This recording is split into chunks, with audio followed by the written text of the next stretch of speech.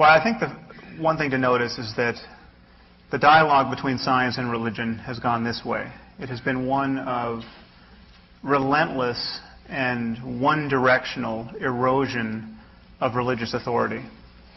I would challenge anyone here to think of a question upon which we once had a scientific answer, however inadequate, but for which now the best answer is a religious one. Now, you can think of an uncountable number of questions that run the other way, where we once had a religious answer, and now the authority of religion has been battered and nullified by science and by moral progress and secular progress generally. And I think that's not an accident.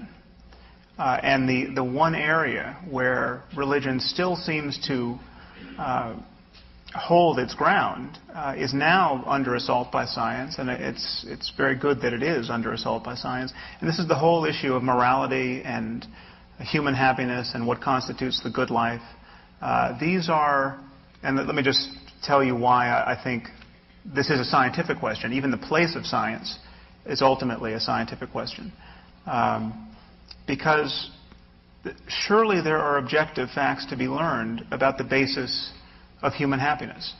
The moment you recognize that morality and spirituality and value is a matter of happiness and suffering, and moving suffering in the direction of happiness, then you realize that if there are objective facts to know about human happiness, and surely there are facts about the way that genes and ideas and uses of attention and economic systems, social structures, all of these conspire to make us happy or miserable. And again, it's true that scientific discourse is just in the beginning of addressing these issues. But it's not too soon to say that love is better than hate in terms of ethics. And we are studying these things at the level of the brain. Eventually we will understand the brain basis of love and hate and the kinds of mechanisms, both cultural and personal, that ramify these states of mind. And there will be right and wrong answers. And we'll find, for instance, that honor killing is a bad strategy if you want to raise compassionate men. We know that already, but at some point we will know this biochemically. But you can't answer the question of what's a good life scientifically. You can't. Why not? I can say what will make you feel a certain way. But whether that's good, let me give you an example. You talk about happiness. There are some people who've lived very unhappy lives that religiously you would evaluate as very good lives. I mean, Rabbi Akiva at the end of his life was not happy. Right? I mean, he was martyred.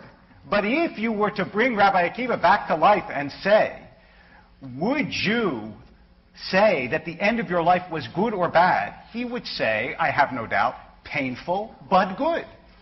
And if you said to him, but what about scientifically? He would say, well, scientifically I was being burned alive. But you can't evaluate my life scientifically. And in fact, I just want to give one little sermonic coda here. Anybody, just one. Yeah. Just one for the moment. Okay. How could you know me so quickly?